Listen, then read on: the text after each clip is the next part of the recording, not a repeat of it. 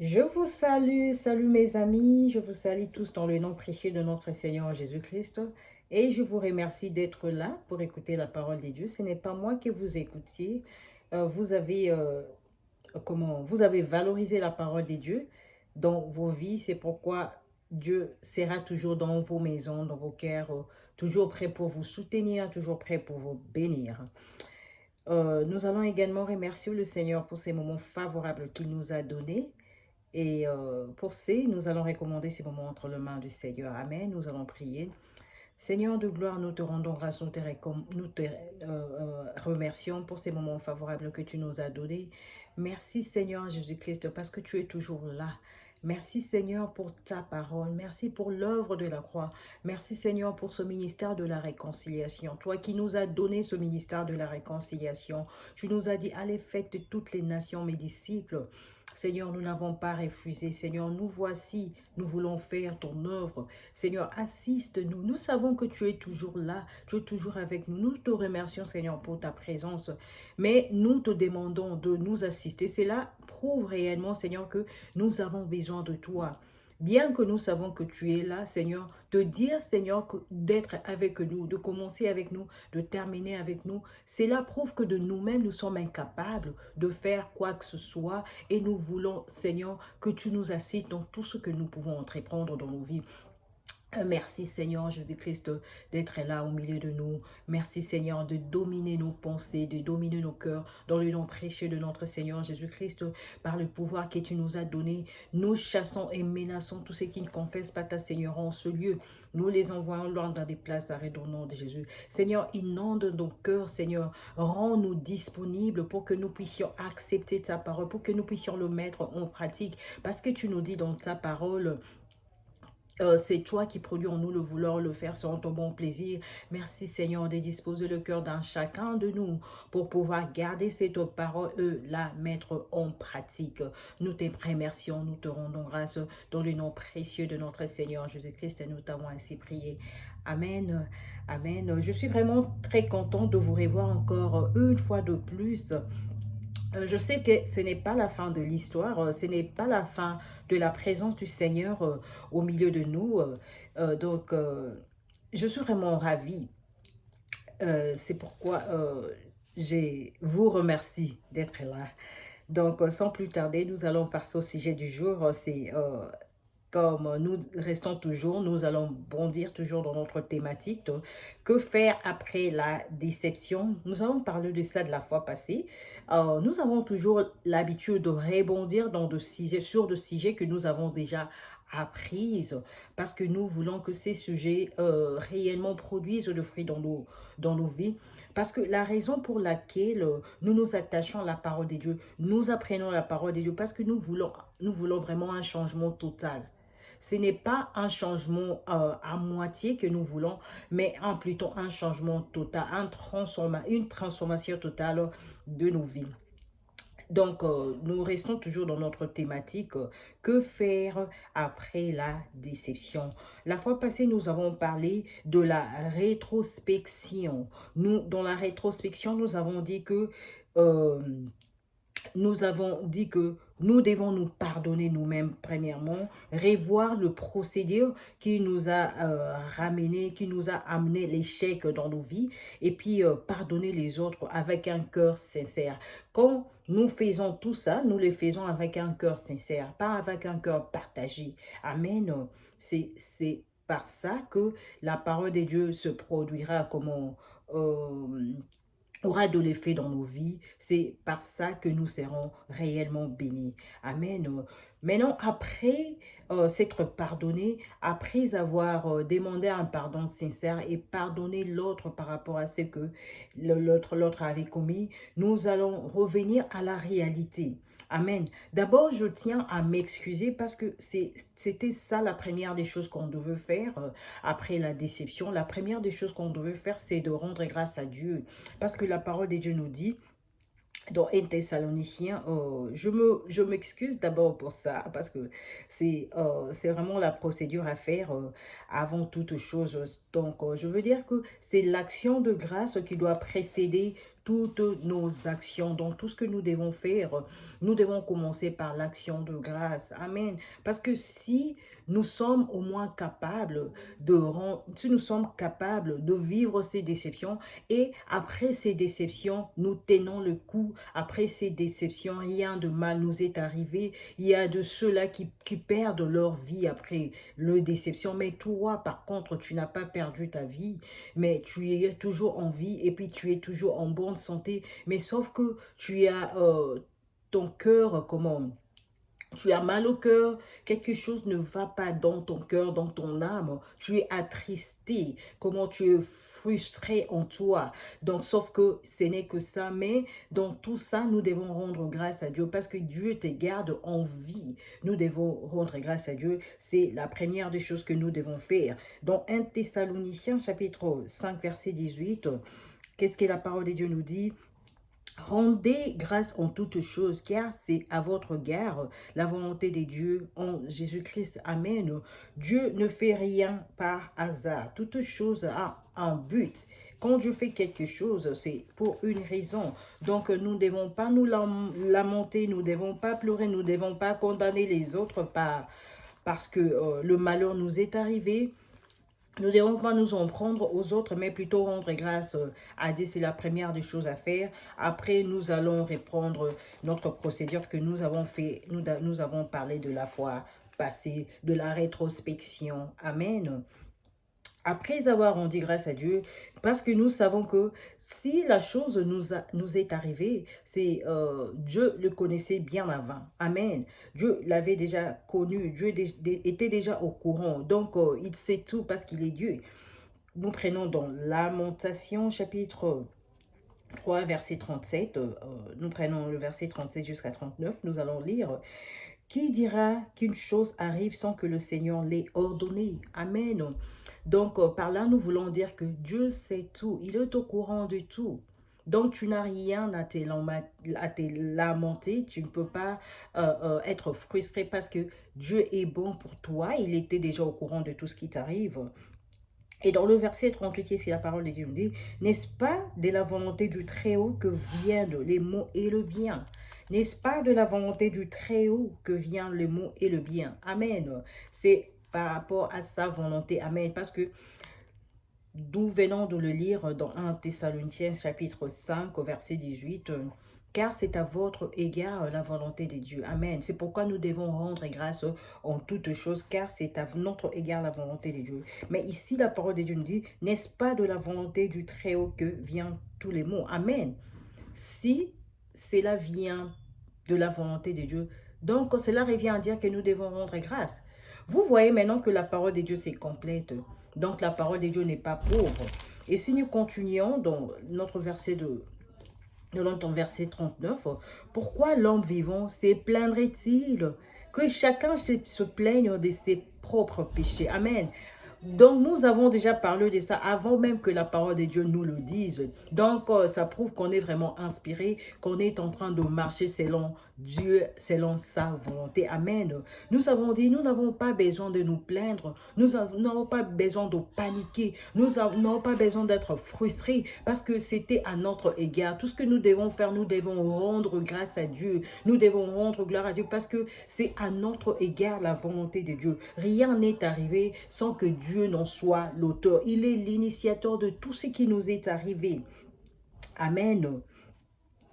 Cela veut dire que Dieu veut t'amener quelque part. Si ce malheur était arrivé dans ta vie, cela veut dire que Dieu te connaît, il veut t'emmener quelque part. Donc, tu n'as rien à craindre. Comme dit la parole de Dieu, pourquoi l'homme vivant se plaindrait-il? C'est ce que la parole de Dieu nous dit. Pourquoi l'homme vivant se plaindrait-il? Que chacun se plaigne de ses propres péchés. Pourquoi tu te plains? Parce que Dieu est au courant de tout.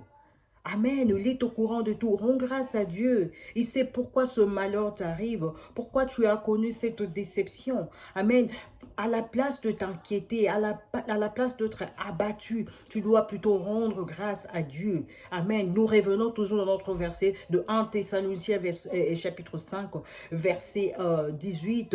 Rendez grâce en Dieu en toutes choses, car c'est à notre égard la volonté de Dieu. Amen. N'oublie pas que tu as été faite pour la gloire de Dieu. par la gloire de Dieu et pour la gloire de Dieu. Et si tu n'accomplis pas le désir de Dieu, ton Père ou ton Créateur, tu n'auras pas la paix en toi. Amen. Cela veut dire que si le malheur t'arrive, parce que Dieu veut que tu reviennes à lui. Oh, waouh, quelle bonne nouvelle.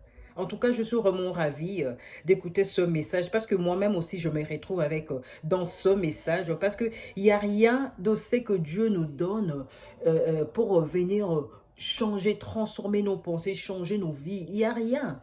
Donc, tout ce que nous prêchons et tout ce que nous parlons de la parole de Dieu, tout ce que nous parlons ici, cela nous touche nous aussi. Cela change sous nos vies, à nous-mêmes aussi. Ce n'est pas qu'à vous que nous prêchons. Parce que quand je parle ici, ce n'est pas moi qui parle, mais plutôt l'Esprit de Dieu qui parle en moi. Et moi aussi, j'en bénéficie. Et maintenant, là, je me suis dit vraiment, oh non, Dieu est merveilleux. Amen. C'est quoi le désir de ton Père? Amen. Cela revient à dire que Dieu veut simplement que nous revenions à lui. Amen. C'est tout ce que Dieu veut.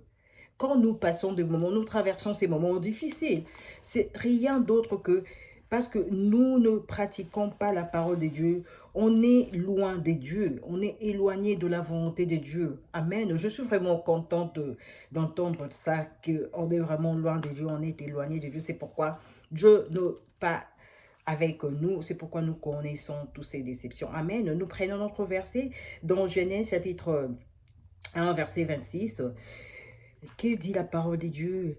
Puis Dieu dit, faisons l'homme à notre image, selon notre ressemblance, et qu'il domine sur le poisson de la mer, sur les oiseaux du ciel, sur le bétail, sur toute la terre, et sur tous les reptiles qui rampent sur la terre. Amen. Nous avons dit, si tu as connu ces moments difficiles, ces moments affreux, donc cela veut dire que Dieu veut que tu reviennes à lui. N'oublie pas que tu as été fait pour la gloire de Dieu. Et si tu n'as pas accompli le désir de ton Père ou de ton Créateur, tu n'auras pas la paix. Amen. Cela prouve réellement que tu n'avais pas accompli le désir de ton Père. Tu n'as pas marché selon le principe de ton Père ou de ton Créateur. Parce que quand je parle de ton Père ou de ton Créateur, cela veut dire qu'il y a un Créateur et il y a un Père. Un Créateur, c'est Dieu, le Créateur du ciel et de la terre. C'est lui qui a créé toutes choses. Et le diable que vous voyez, c'est Dieu qui l'a créé. Dieu qui a créé toutes choses qui est sur cette terre. C'est Dieu qui a créé toutes choses. C'est ton créateur. Quand je dis que Dieu est premièrement ton créateur, parce que Dieu est le créateur de toutes choses.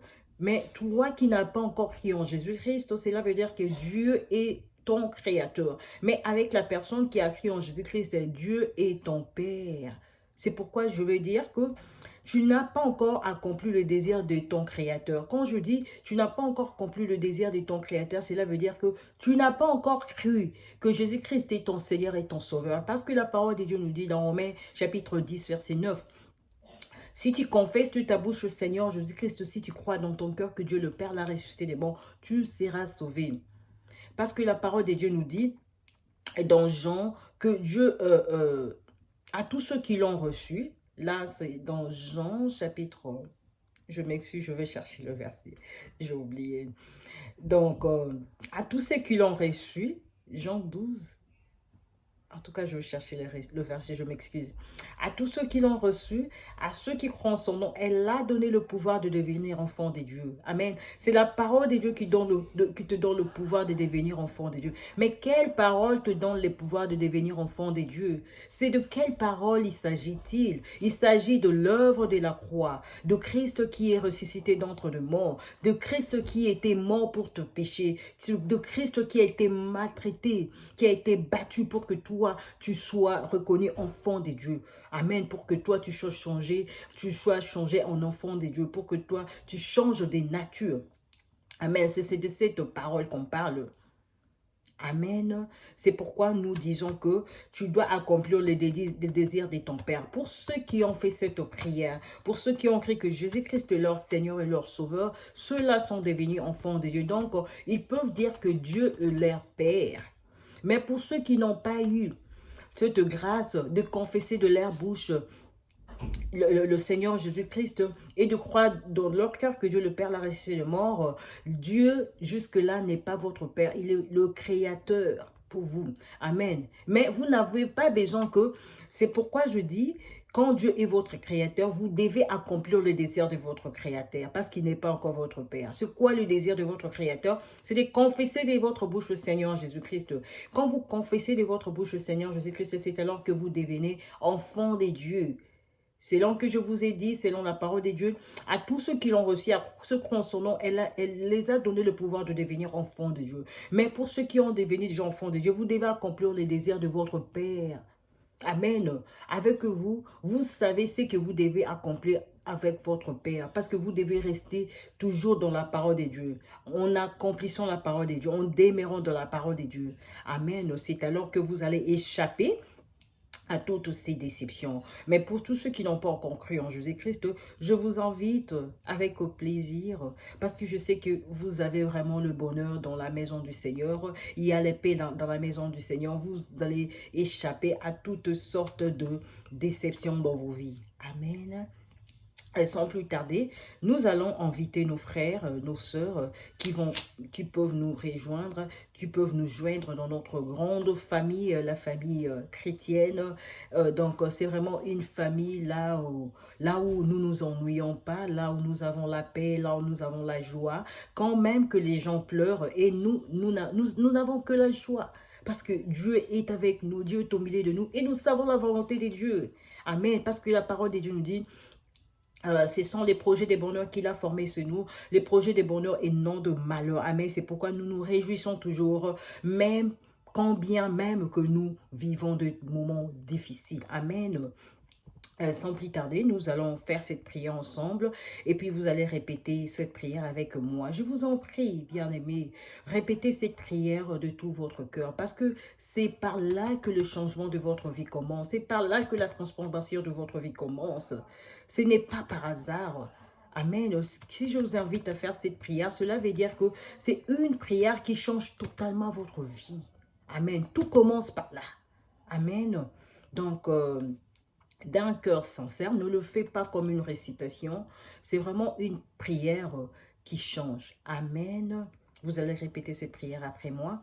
Nous allons dire, Père Céleste, au nom de Jésus-Christ, je viens auprès de toi.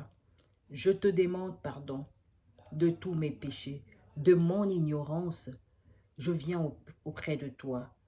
Seigneur Jésus-Christ, je reconnais dans mon cœur que Dieu le Père a ressuscité Jésus-Christ d'entre les morts et je suis sauvé. Je m'engage aujourd'hui à marcher selon les ordonnances du Seigneur. Je m'engage aujourd'hui que Jésus-Christ soit le Seigneur, le maître de ma vie, aujourd'hui et à jamais.